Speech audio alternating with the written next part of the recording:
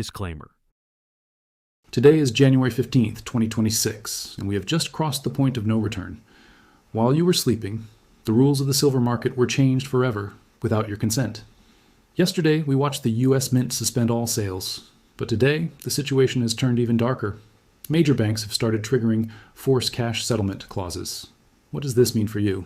It means your bank or broker is telling you, we won't deliver your physical silver, we don't have it. Instead, we're simply closing your account and paying you out at $90 in paper currency. But here is the real robbery. While they are forcing those paper $90 back into your hands, the real-world price for physical silver on the street has already blasted past $130 an ounce. On every single ounce, they just stripped away $40 of your purchasing power. The exits are welded shut, the vault doors are locked, and the paper price on your screen is an official lie. Today, I'm going to show you the internal data proving this default was premeditated. And if you're holding silver on paper, you've officially been left with nothing. Let's dive into who is behind the scheme and if there is still one way to save your capital before it's too late. Right now, at this very moment, there are two completely different prices for the exact same ounce of silver, and the gap between them is tearing apart one of our most important financial markets. If you tried to buy physical silver in Tokyo or Dubai on January 1st of this year, you would have paid around $130 per ounce. Meanwhile, the COMEX futures exchange in New York was showing $72.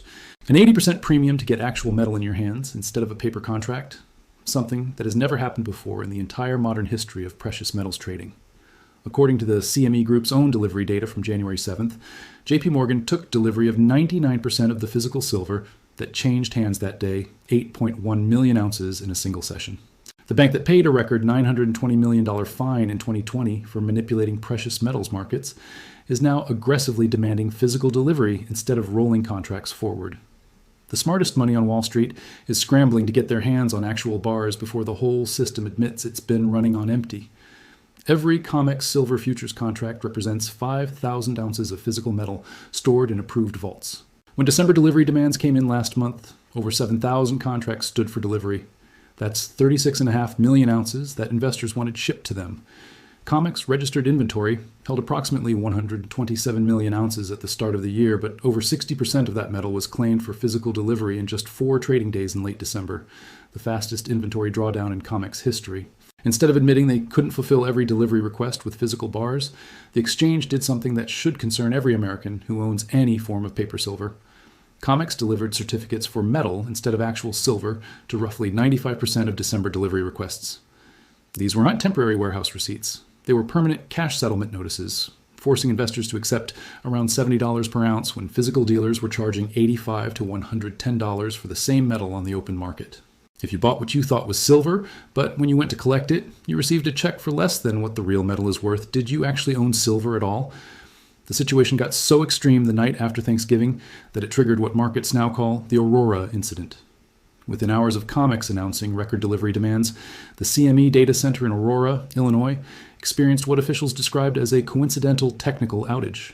Trading systems went dark just long enough to prevent a cascade of additional delivery notices that would have completely drained the registered vaults. By the time systems came back online, the exchange had implemented emergency cash settlement procedures and raised margin requirements to unprecedented levels. Those margin requirements reveal how the system really works. For years, COMEX silver margins hovered around 15% of contract value. But between late December and early January, the CME Group raised requirements 3 times in 2 weeks.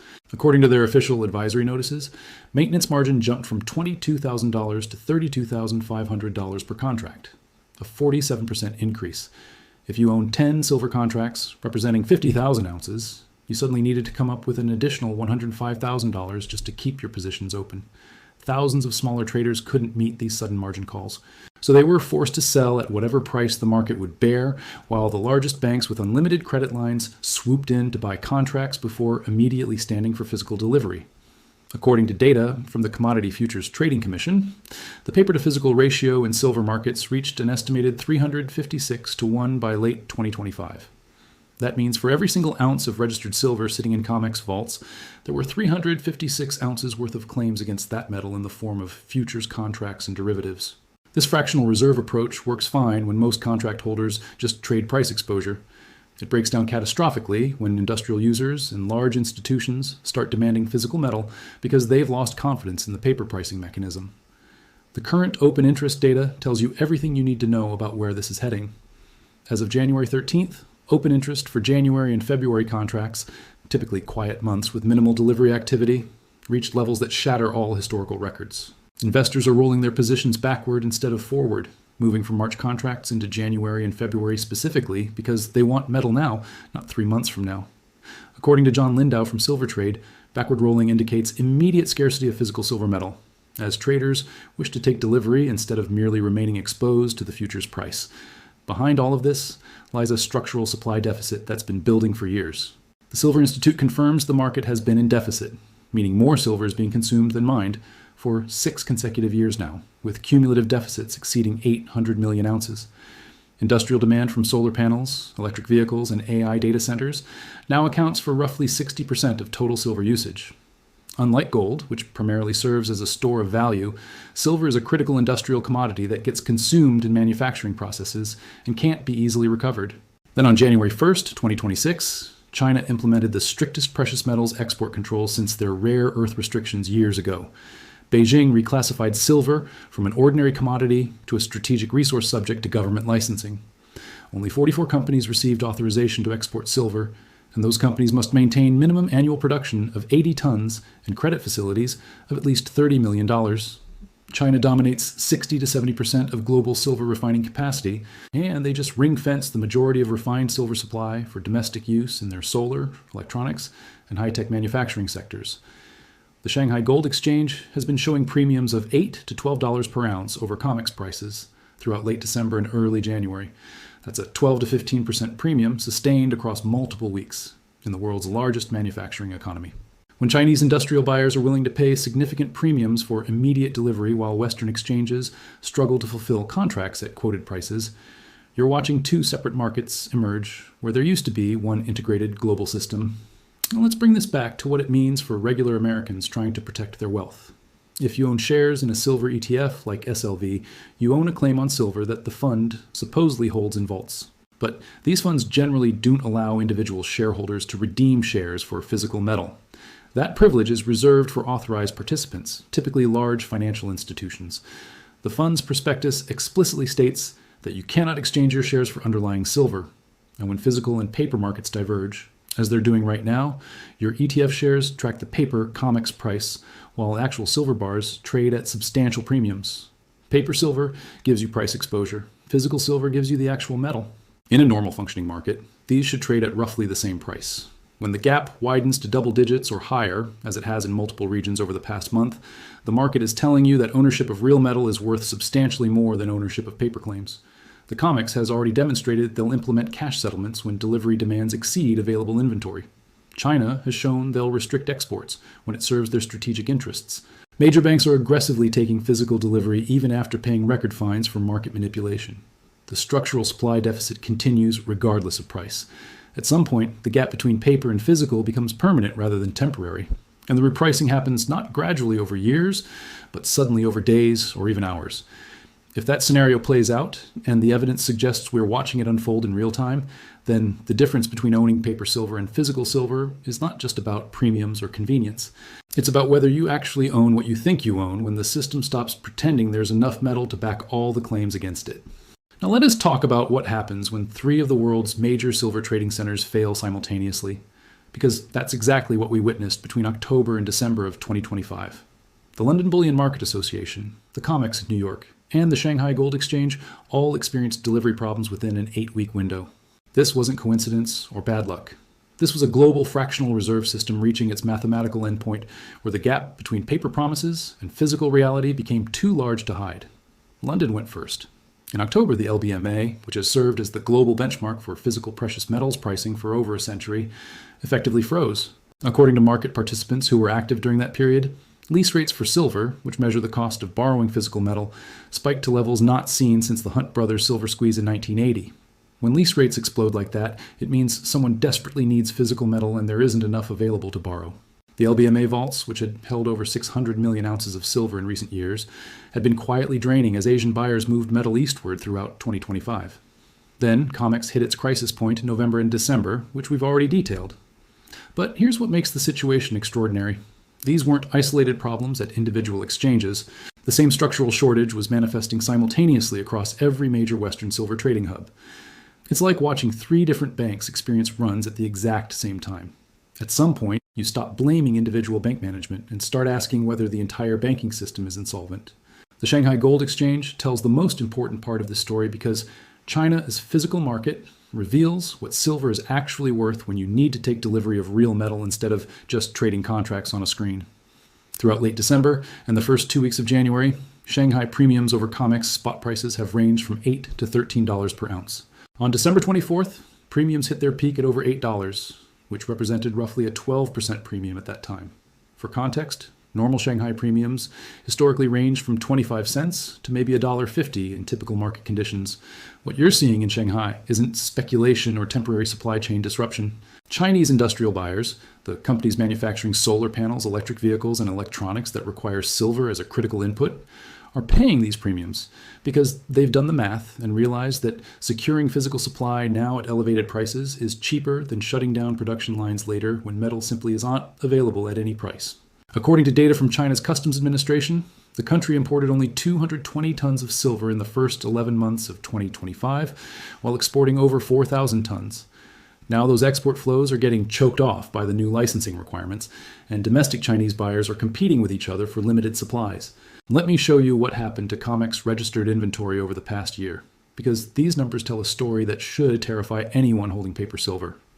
In early 2020, COMEX registered silver, remember, that's the metal actually available for delivery against futures contracts, peaked at around 370 million ounces. By January of 2021, it had dropped to roughly 280 million. Throughout 2021 and 2022, it fluctuated between 180 and 220 million ounces. But then the real acceleration began. According to CME Group data, registered silver inventories have plummeted over 70% since those 2020 peaks. By late December 2025, just before the major delivery demands hit, registered inventory sat at approximately 127 million ounces. Then, in just 4 trading days in early December, over 60 million ounces, nearly half of all available registered silver, got claimed for physical delivery. That's 47.6 million ounces disappearing from COMEX vaults in less than a week, driven by 7,300 contracts standing for delivery simultaneously. Here's what makes this drawdown historically unprecedented. In normal market conditions, even during major delivery months like March, July, September, and December, you might see 15 to 25 million ounces delivered over the entire month. The exchange hitting delivery demands of nearly 50 million ounces in 4 days shattered every previous record and triggered what analysts are now calling a vault drain emergency. The metal simply moved from registered status, where it's available for delivery, to either eligible status, where it's stored but not available for futures delivery, or it left the COMEX system entirely. Now let's talk about the structural supply deficit, because understanding this is crucial to grasping why the current situation is not temporary and can't be solved by slightly higher prices or improved mining efficiency. The Silver Institute, which is the industry's primary research organization tracking global supply and demand, has documented 6 consecutive years of supply deficits. That means, for 6 straight years, the world has consumed more silver than miners produced. The cumulative deficit over this period exceeds 800 million ounces, roughly 1 full year of global mine production. Industrial demand is the primary driver of this deficit, and it's accelerating rather than slowing down. Solar panel manufacturing alone now consumes approximately 20 to 30 grams of silver per module, and global solar installations have been growing at compound annual rates exceeding 20% as countries pursue renewable energy targets. Each electric vehicle uses anywhere from 25 to 50 grams of silver in its electrical systems. That's about 10 times more than a traditional internal combustion vehicle.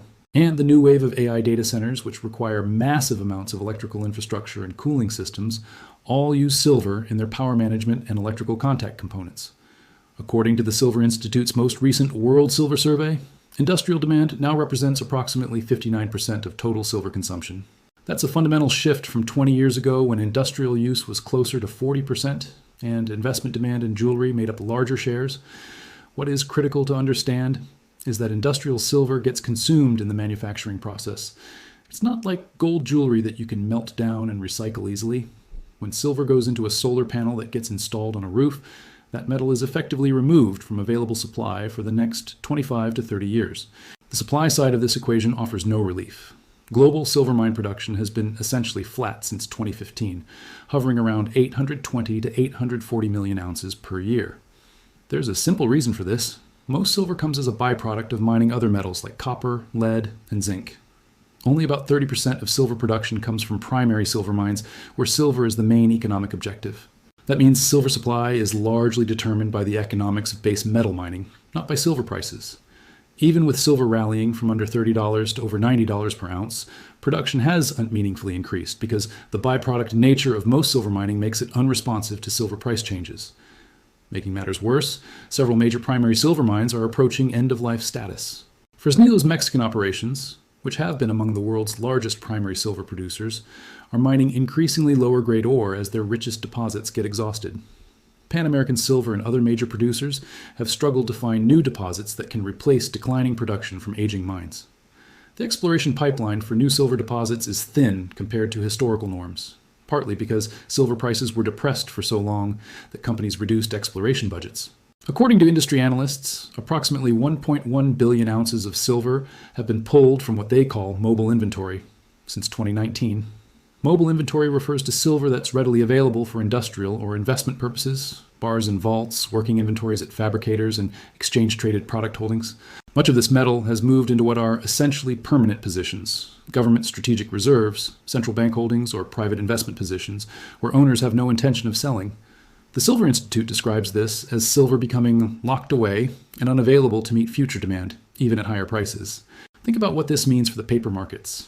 If over 1 billion ounces of physical silver have been removed from mobile inventory and locked into permanent holdings over the past 6 years, while COMEX and LBMA vaults have drained by hundreds of millions of ounces, where exactly is the physical metal that's supposed to back the hundreds of millions of ounces in paper claims? The 356 to 1 paper to physical ratio we mentioned earlier is not just a statistical curiosity. It's a mathematical impossibility that can only exist as long as most people holding paper contracts never actually demand delivery. Japan provides another data point that confirms the severity of physical shortages.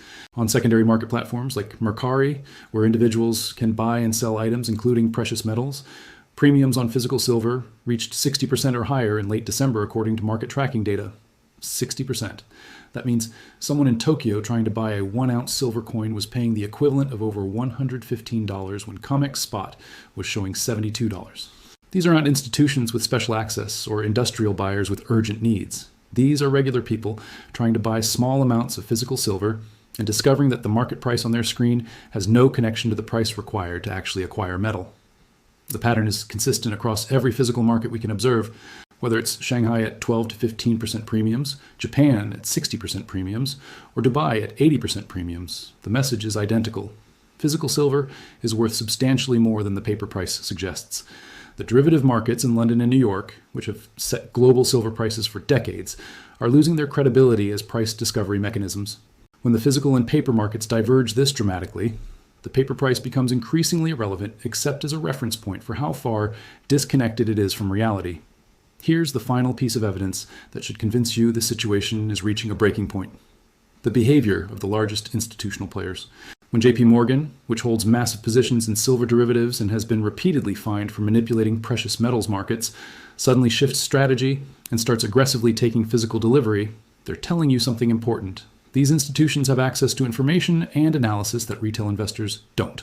They employ teams of PhD economists and market strategists to model scenarios and assess risks.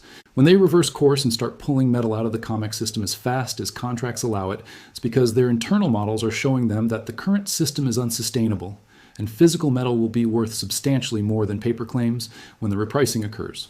Let's do the math that keeps JP Morgan's risk managers awake at night, because these numbers reveal why the current system faces mathematical impossibility rather than just temporary stress. As of mid-January 2026, COMEX registered silver inventory sits at approximately 127 million ounces available for delivery. Meanwhile, total open interest across all silver futures contracts represents roughly 625 million ounces of claims against physical metal. If just 10% of contract holders decide they want physical delivery instead of rolling their positions forward or settling for cash, that 62.5 million ounces of delivery demands against 127 million ounces of available inventory. Here's where it gets really interesting. Historically, only 1 to 2% of futures contracts actually stand for delivery. The entire system is built around the assumption that most participants are just trading price exposure and will close out their positions before delivery month arrives. But we're no longer in a normal market environment. According to CME data from early January, open interest for minor delivery months like January and February has reached the highest levels ever recorded for these typically quiet periods. Traders are deliberately moving into near-term contracts, specifically because they want metal now, not later. The backward rolling we discussed earlier is not a statistical anomaly or trading quirk. It's a fundamental shift in market behavior that signals participants no longer trust. They'll be able to get physical metal when they want it if they wait. When you see thousands of contracts rolling from March into January and February, you're watching sophisticated market participants vote with real money that delivery demands will overwhelm available supply within the next 60 days. These aren't retail investors making speculative bets. These are industrial users, family offices, and institutions that need physical silver and have concluded that securing supply now is worth paying the cost of carry and storage. If delivery demands continue at the pace we saw in December, where 60 million ounces got claimed in just 4 days, COMEX faces a choice between 3 equally unappealing options. Option 1, allow the vaults to drain completely and admit they cannot fulfill delivery obligations, which would trigger force majeure declarations and potentially destroy COMEX's credibility as a price discovery mechanism for silver. Option 2, implement mandatory cash settlement for all contracts, explicitly admitting that paper and physical have permanently decoupled. Option 3, raise margin requirements so high that only the largest institutions with unlimited credit can participate, effectively closing the market to everyone else. The exchange has already started down path 3 with the margin hikes we discussed. But there's a limit to how far they can push this before the cure becomes worse than the disease. According to market analysts tracking these developments, if COMEX were to implement 100% margin requirements, meaning traders would need to post the full contract value up front, it would effectively end the futures market's function as a price discovery and hedging mechanism. At that point, participants might as well just buy physical metal directly, rather than tying up the same amount of capital in margin accounts. Multiple credible analysts are now converging on price targets that seemed absurd just months ago. Gold Silver is lead analyst Alan Hibbard expects silver to trade above $175 per ounce by the end of 2026 as supply deficits deepen and industrial demand accelerates.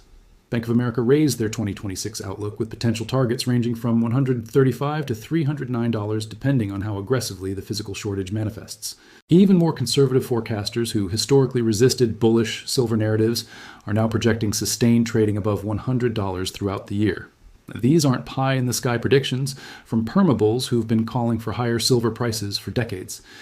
These are institutional research desks at major banks revising their models upward month after month, as the physical market reality forces them to acknowledge that their previous assumptions about available supply were wrong. When Citigroup, which initially forecast silver averaging $32 in 2025 before revising to $38 and then $40, watches the metal blow through $84, their credibility depends on updating their models to reflect actual market conditions, rather than wishful thinking about mean reversion. The gold-to-silver ratio provides another framework for understanding silver's potential upside. As of mid-January 2026, the ratio sits at approximately 57 to 1, meaning it takes 57 ounces of silver to equal the value of 1 ounce of gold. This represents dramatic compression from the 100 to 1 extreme we saw in April 2025. Historical analysis shows that during precious metals bull markets, the ratio typically trends toward 40 to 1 or lower. If gold reaches $5,000 per ounce, which multiple analysts now consider probable given central bank buying, and monetary concerns, a 40 to 1 ratio would put silver at $125. If the ratio compresses further to 30 to 1, which has happened during previous silver bull markets, you're looking at silver prices around $165 to $170. But here's the scenario that should really focus your attention. What happens if gold hits $10,000 per ounce? That might sound extreme, but consider that gold has already surged 67% in 2025 and shows no signs of slowing as central banks continue accumulating at record pace and fiscal deficits explode across developed economies. At a 40 to 1 gold-silver ratio with $10,000 gold, silver reaches $250 per ounce. At 30 to 1, you're above $330. These aren't predictions. They're mathematical outcomes, if historical ratio relationships reassert themselves during this bull market cycle. The timeline for all of this to play out is compressed into the next 60 to 90 days, February and March. 2026 represent the next major delivery periods when COMEX will face its biggest test of whether the system can actually function. According to futures market positioning data, Industrial buyers are accelerating physical accumulation ahead of these delivery months, recognizing that once COMEX potentially implements even higher margin requirements or transitions to mandatory cash settlement, their ability to secure physical metal at quoted prices disappears entirely. Think about the strategic position of major industrial users right now.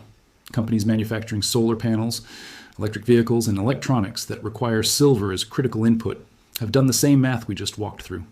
They can see COMEX inventory levels, they can see open interest, they can see the backward rolling and record delivery demands.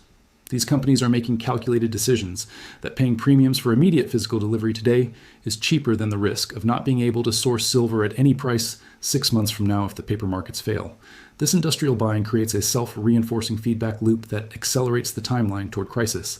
Every industrial buyer who pulls metal out of COMEX registered inventory removes it from the pool available for delivery, which tightens physical supply, which drives more buyers to demand delivery sooner rather than later, which drains inventory faster. The system does not stabilize at some new equilibrium. It accelerates toward breakdown because the incentive structure rewards early action and punishes those who wait. For investors, the implications are stark and binary.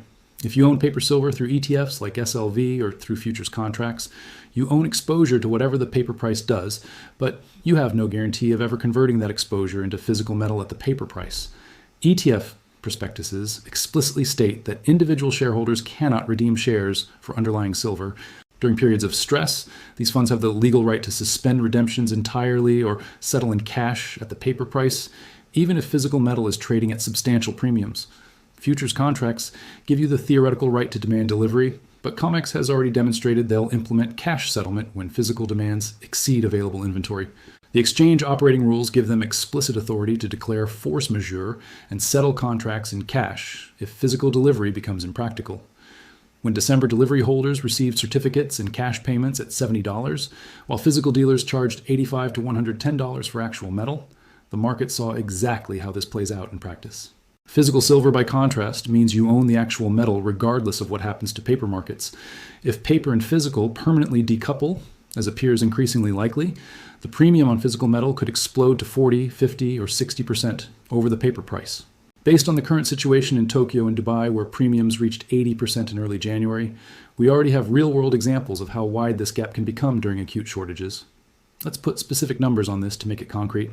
An investor who bought physical silver at $30 per ounce in early 2025 has already seen 147% gains at current prices around $90.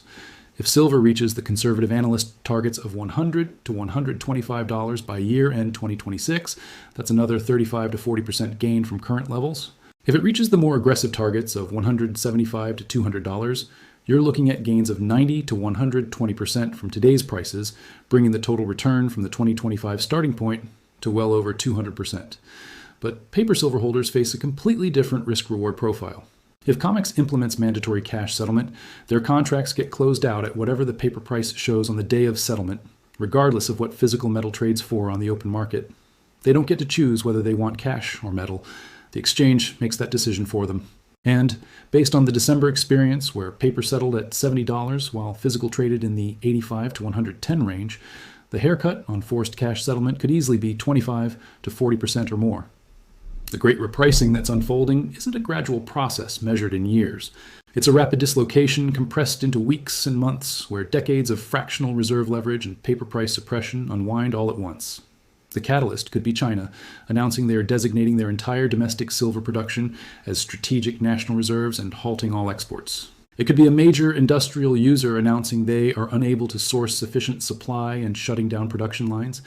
It could be COMEX admitting they cannot meet delivery demands and declaring force majeure. Or it could be a combination of these factors triggering a stampede as the last remaining confidence in paper markets evaporates. What we know with certainty is that the mathematical impossibility at the heart of the system hasn't been resolved. 6 consecutive years of supply deficits totaling over 800 million ounces haven't magically created new silver. Chinese export restrictions haven't been rescinded. COMEX inventory continues draining even as open interest remains elevated. Industrial demand continues growing as solar installations and EV production accelerate globally. Each passing day brings us closer to the moment when the system runs out of road. The difference between owning paper claims and physical metal isn't just about premiums or convenience anymore. It's about whether you'll be holding something of value when the music stops and everyone realizes there aren't enough chairs for all the players in this game. The exits are already getting crowded. The vault doors are already straining. And the gap between what silver is worth on your screen and what you'll pay to get actual metal delivered to your door keeps widening. For those who understand what's happening, the question isn't whether to own silver, but whether to own paper promises or physical metal. The market has already shown you how that decision plays out when delivery demands exceed available supply. The only question left is whether you will act on that information before the repricing becomes official policy, rather than just market reality.